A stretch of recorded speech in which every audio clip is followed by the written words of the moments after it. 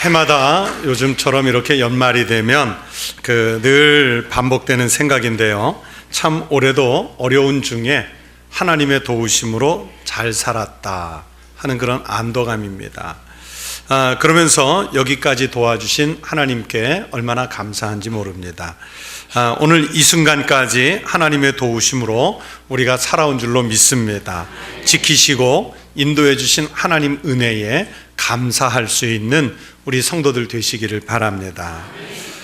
신앙이 성장하고 그리고 성숙해지는 성도는 우리가 이렇게 무엇인가를 한번 돌아볼 기회가 주어지면 자기가 하나님을 바르게 섬겼는지 먼저 자신을 돌아보게 됩니다. 또한 전환점을 맞으면 자기 사명을 잘 감당했는지 반성하는 시간을 갖게 됩니다. 여러분, 이런 시간을 가질 수 있어야 그 사람이 성장하는 겁니다. 성숙해지는 겁니다. 1년을 마무리하면서 하나님 앞에서 정말 자신 있게 하나님, 나 이만큼 했어요. 그러니 점수 좀 높게 주세요 하고 자기의 그 수고를 계량화할 수 있는 그런 사람은 거의 없습니다. 그러나 분명한 사실은 나는 한 일은 작을지라도 우리 하나님은 더 크게, 더 풍성하게 채워주신 은혜의 하나님이신 줄로 믿습니다. 제가 꼭 한 10년 정도를 대학교에서 학부생이나 대학원생들에게 강의를 했는데 그 강의를 하면서 느끼는 일이 있습니다. 그 강의하면서 제일 힘들 때는 언제냐면 학기 말이 되면 점수를 매겨서 그 학교 홈페이지에 제 과목을 들은 학생들의 그 명단에다가 점수를 입력하는 일입니다. 그 점수를 입력하기 전까지 정말 얼마나 많은 고민을 하는지 모릅니다. 그 고민하다가 점수를 넣게 되는데 왜냐하면 이 학생들에게 나는 그저 한 학기 끝나면서 점수 주는 것이지만 그러나 그 점수를 받는 학생들한테는 이게 정말 중요한 문제거든요. 그렇게 그 사정을 알기 때문에 그런 고민 끝에 점수를 어렵게 입력하고 나면 학생들은 자기가 들은 과목들 점수가 궁금하니까 자주 열어보거든요. 근데 열어봤다가 자기 점수가 생각대로 안 나오면 바로 전화가 옵니다. 교수님, 제가 생각했던 것보다 점수가 너무 안 나왔습니다. 왜 그렇죠? 하고 따져 묻는 학생들도 있습니다. 교수님, 제가 답안지를 쓰면서 한 문제 답을 놓쳤는데 옆에 다른 친구도 물어보니까 그 친구도 저하고 똑같이 한 문제를 못 썼는데 왜 걔는 A-를 주고 저는 왜 B+를 주셨죠? 또 그렇게 따져 묻는 학생들이 있습니다. 그런데 말씀드린 대로 사실 저는 강사로 갔기 때문에 가능하면 그 학생들에게 점수를 고민하면서 잘 주려고 애쓰는 편이었습니다. 그래서 학생들이 작성한 리포트나 학생들이 낸 그 시험 답안지를 놓고서 먼저 냉정하게 점수를 매깁니다. 정확하게 점수를 매겨놓고 그리고 입력하기 전에 항상 그 자기네들이 받은 점수에다가 내가 5점만 더해주면 한 등급 올라가겠다. 또 내가 7점만 더해주면 한 등급 더 올라가겠다. 그렇게 염두에 둬서 가능하면 학생마다 전부 5점 내지 7점을 꼭 더 올려줬습니다. 그래서 그 항의 전화를 해온 학생들에게 야, 너는 레포트가 좀 이랬고 또 자네는 그 시험 점수가 좀 이랬는데 원래 나온 점수가 합산해서 이렇다.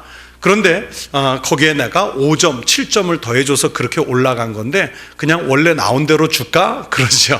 그러면 아니요, 그냥 그걸로 주세요 그럽니다. 그냥 본인들이 알거든요. 어떻게 썼는지 교수가 평가하기 전에 학생들 자신이 자기 점수를 압니다. 저는 그렇게 학생들 점수를 매길 때마다 생각하는 게 뭐냐면 우리 하나님의 은혜를 생각합니다. 하나님의 은혜는 여러분 나는 별로 한 것도 없는데 내가 한 것보다 더 많이 더 풍성하게 점수를 더해서 주시는 그 하나님의 은혜를 생각합니다. 여러분 우리 인간은요 어떻습니까? 할 수만 있으면 잘라내고 깎아내리고 버리려고 하지만 하나님은 할 수만 있으면 더 주시고 채워주시고 넘치도록 해주시는 은혜의 하나님이신 줄로 믿습니다. 올 한 해도 풍성하게 채우신 그 하나님께 감사하는 성도들이 되시기를 축원합니다. 여러분, 그러나 미련한 사람은 이렇게 한 해가 흘러가는 이 시점에서 그냥 이 시간도 그냥 새해가 바뀌는가 보다, 365일 중에 하루가 지나가는가 보다 하면서 그렇게 생각하지만, 그러나 지혜로운 그리스도인은 새해를 하기에 앞서서 하나님께서 내게 하시는 말씀에 귀를 기울입니다. 오늘 우리가 읽은 성경 말씀은 포도원의 맨 나중에 일꾼으로 불려온 사람이 받은 은혜의 이야기입니다. 오늘 말씀을 통해서 주인의 마음이 바로 우리가 믿는 하나님의 마음임을 깨닫고 하나님의 뜻을 이루며 살아가는 그런 성도가 되시기를 바랍니다. 여러분, 우리 그리스도인은 성도들의 삶 가운데에서 조건 없이 베푸시는 하나님의 사랑에 감사할 수 있어야 합니다. 오늘 우리가 읽은 성경 말씀의 주인공은 포도원 주인입니다.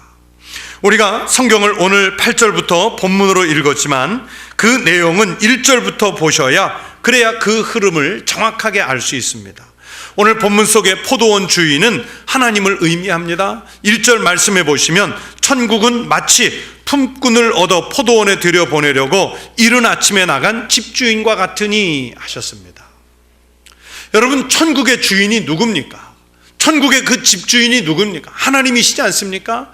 그 하나님을 오늘 포도원 주인에다가 비유를 했다는 얘기입니다.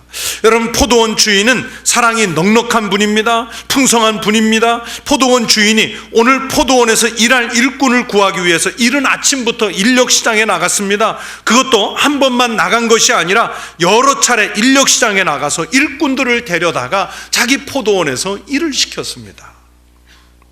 제가 신혼 때 경기도 성남시에 잠깐 살았는데, 이른 새벽에 버스를 타고 서울 쪽으로 나서려고 집을 떠나서 가다 보면 지금 경원대학교가 있는 그 근방에 우리나라에서 제일 크다는 소문이 있었어요. 인력시장이 있었습니다. 아주 큰 인력시장이 있어서 수백 명씩 사람들이 떼를 지어 있었습니다.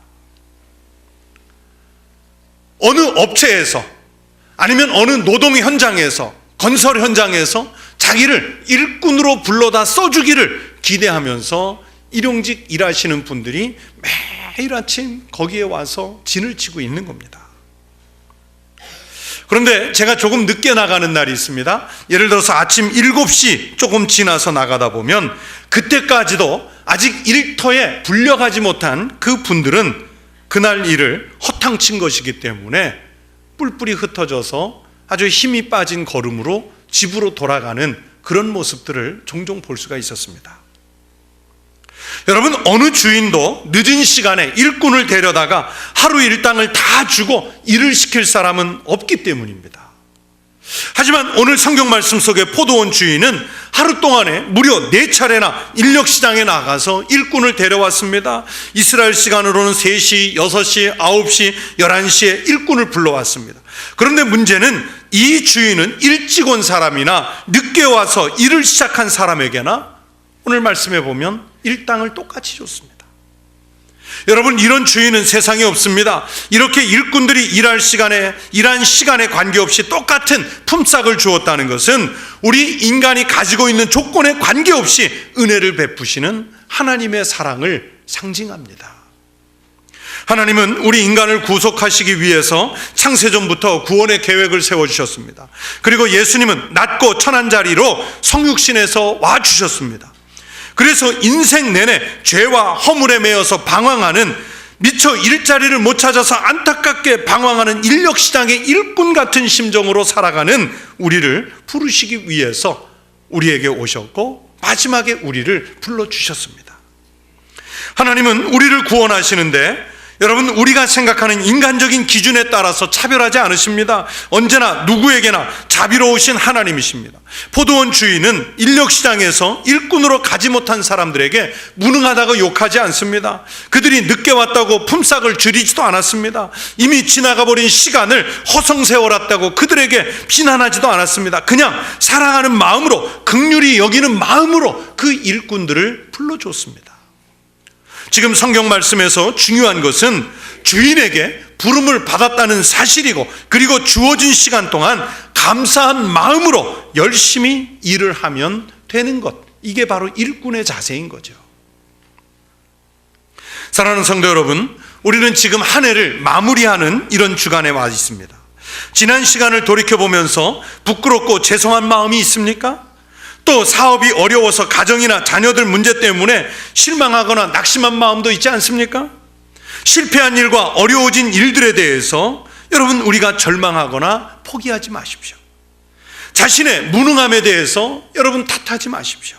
하나님은 우리의 현재 모습 그냥 그대로를 사랑하시고 우리의 이 모습을 그냥 그대로 받아주시는 사랑의 하나님이십니다.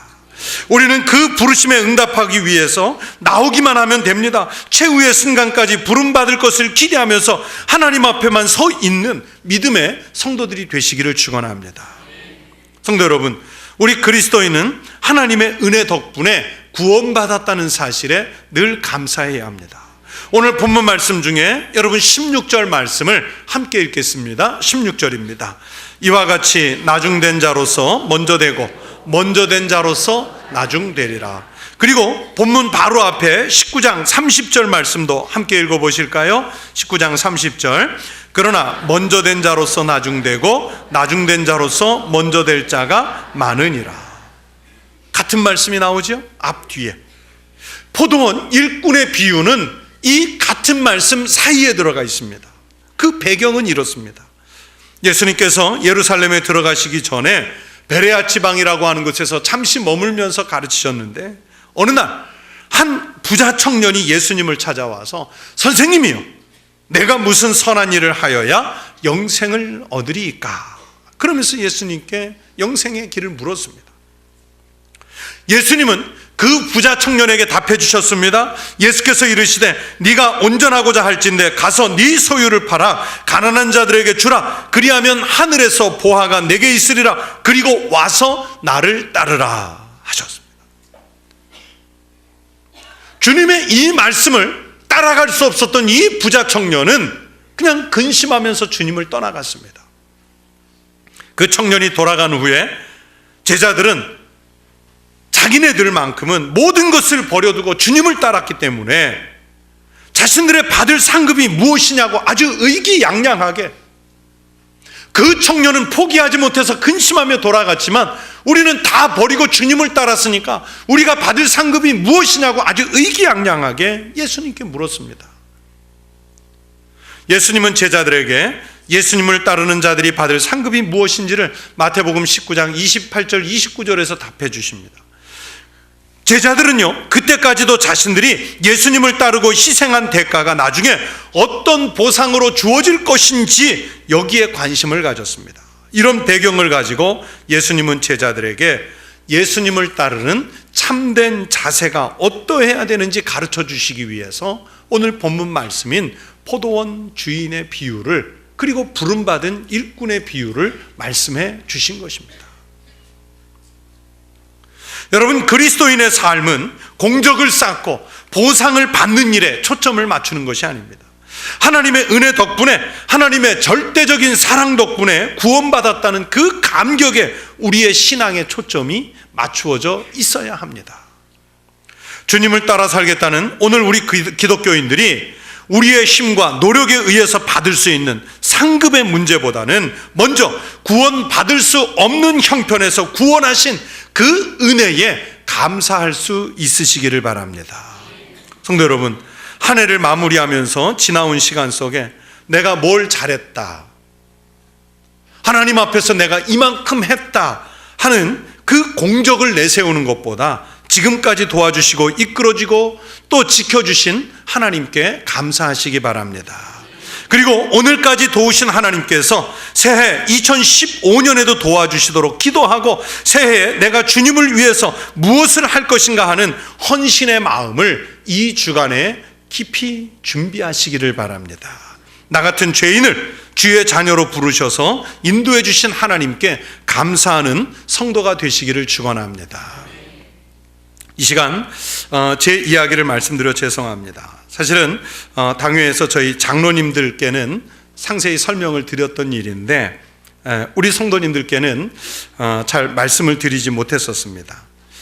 작년 이맘때 그리고 올 연초에 저와 제 아내가 동시에 아주 건강이 안 좋아졌습니다. 저는 관상동맥 심장혈관이 2개나 막혀가지고 아주 긴급하게 2차례 걸쳐서 입원을 했었고, 그리고 시술을 했었습니다. 같은 기간 동안에 제 아내가 암 수술을 해서 함께 병원에 입원해 있었습니다.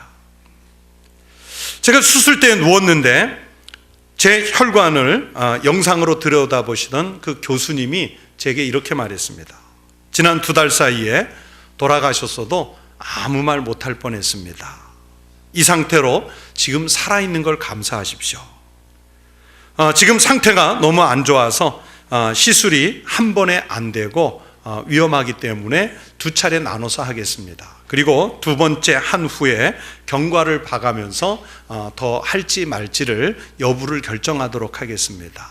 그렇게 이야기를 했어요. 그런데 감사하게 2차례로 끝냈습니다. 근데 그 말을 들으면서 제가 깜짝 놀라기는 했지만 그렇다고 두렵거나 떨리는 마음은 전혀 없었습니다. 정말이지 가슴 깊은 곳에서부터 주님 감사합니다. 제가 아직은 그래도 젊지만 지금까지라도 은혜로 잘 살았습니다 하는 그 감사의 마음이 들었습니다.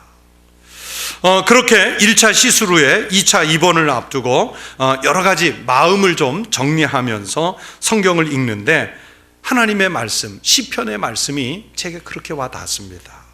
시편 119편 109절의 말씀입니다. 나의 생명이 항상 위기에 있사오나 나는 주의 법을 잊지 아니하나이다 하는 말씀이었어요. 그러면서 내가 앞으로 더 살 수 있는 시간이 며칠이라도 몇 년이라도 주어진다면 어떻게 살아야 할지를 제가 몇 가지로 그 가지고 들어간 노트에다가 아주 급하게 메모를 좀 했습니다. 유서는 아니고요, 그냥 메모를 했습니다. 첫째, 주님을 더 의지하고 감사하며 살자. 2번째, 미워하지 말자. 저도 때때로 미워하는 사람이 생기거든요. 미워하지 말자. 원수라도 사랑하며 살자. 3번째, 스트레스 받지 말자. 4번째, 건강한 생활 습관을 유지하자. 그렇게 써놨어요. 그리고 혹시라도 제가 치료를 받는 중에 잘 안 돼서 갑자기 하나님의 부름을 받아간다면 우리 성도들에게 무슨 말을 남겨야 할까? 꼭 남기고 싶은 말도 제가 몇 가지로 정리해서 기록을 해놨습니다. 나중에 쓰면 또 다른 말을 쓸지 모르지만 아무튼 그때는 이렇게 써놨습니다. 첫째, 예수를 잘 믿으십시오. 주님만이 생명이십니다. 둘째, 일사각오의 신앙을 지키십시오. 사람은 어차피 한 번 죽습니다.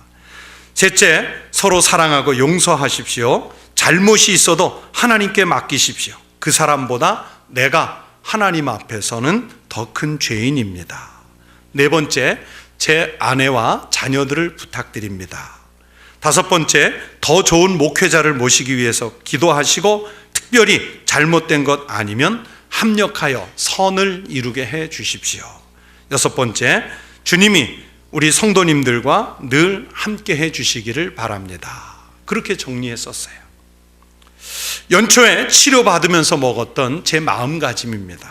그리고 그렇게 한 해를 살았고 또 그렇게 매일매일 산다고 생각하니까 하나님 은혜 외에는 여러분 더 없는 것 같고 그 은혜에 감사할 일만 있다는 생각이 매순간 깨달아졌습니다. 성도 여러분, 이제 한 해를 다 살고 새해를 시작하는 그 시점에 우리가 있잖아요. 우리에게 한 번 더 마지막 기회를 주신 하나님께 감사하시기 바랍니다.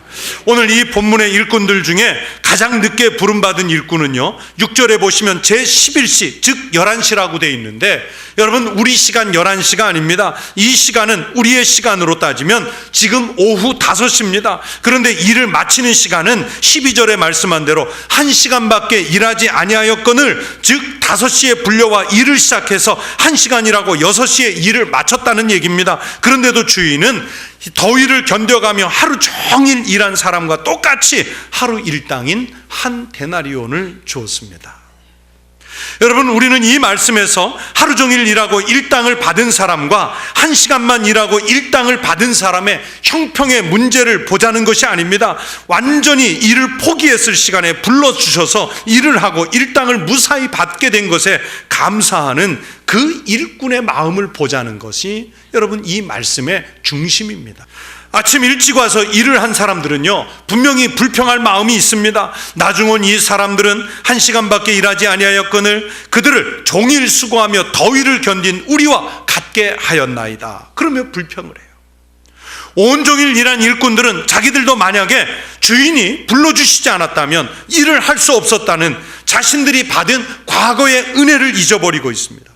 주인이 자신들에게 품삯으로 한 데나리온 주겠다고 한 약속을 어기지 않고 정확하게 지급했다고 하는 이 은혜도 잊어버리고 있습니다. 단지 나중에 온 사람들이 자기네와 같은 품삯을 받았다는 그 사실에만 여러분 불만을 쏟아내고 있습니다. 여러분, 우리가 바로 마지막 시간에 아슬아슬하게 부름을 받은 일꾼과 같은 사람들입니다. 이제 우리가 하나님의 포도원에서 일할 시간이 얼마 남지 않았다는 사실을 기억해야 됩니다. 우리가 이제 마지막 때에 부름받았다는 것을 감사하고 감격하면서 주님 앞에서 살아가시기를 바랍니다. 오후 늦게 일꾼으로 불러준 그 주인에게 감사해서 있는 것을 힘써 일하려는 그 마음을 가진 포도원 일꾼의 마음으로 주님 앞에서 살아가는 우리 성도들이 되시기를 바랍니다. 성도 여러분, 마지막 때에 부름받은 일꾼들이 먼저 와서 일한 일꾼들과 그 자세가 어떻게 다르겠어요? 마지막 시간에 겨우 포도원에 들어온 그 일꾼들은요, 남과 자기를 비교하지 않습니다. 비교할 수가 없습니다. 일하는 조건에 대해서 좋고 나쁨을 따지지 않습니다. 불평과 원망이 없습니다. 이해 타산적이지 않습니다. 그저 겸손하고 감사한 마음만 가지고 주인 앞에 있을 뿐입니다. 여러분, 이 일꾼의 이 자세가 바로 하나님 앞에 선 우리의 자세여야 할 줄로 믿습니다. 여러분, 예수님께서는요, 예루살렘에 올라가시려고 할 때 그 예루살렘에 십자가의 고난과 죽음이 기다리고 있다는 것을 아셨습니다.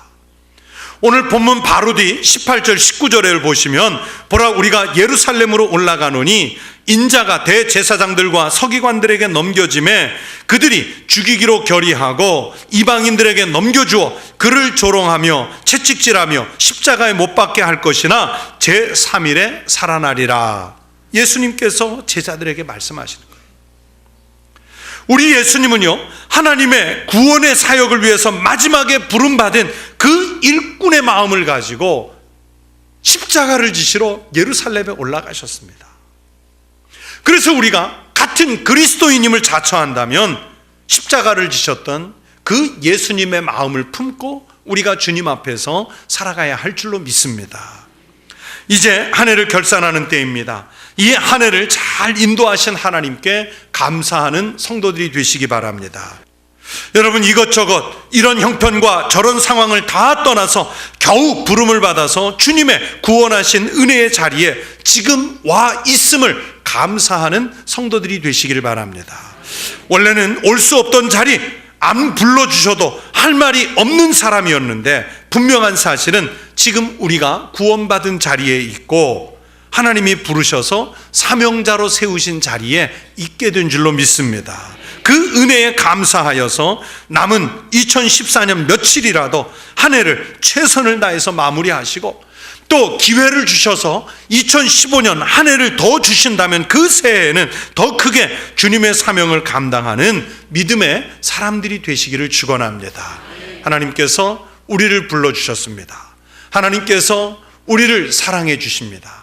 하나님께서 우리에게 영원한 생명을 주시기 위해서 내가 한 것보다 더 큰 생명의 값을 우리에게 은혜로 주신 줄로 믿습니다. 그 은혜를 벗어나지 마시고 은혜 중에 머물러 사실 수 있는 우리 믿음의 성도들 되시기를 주의 이름으로 축원합니다.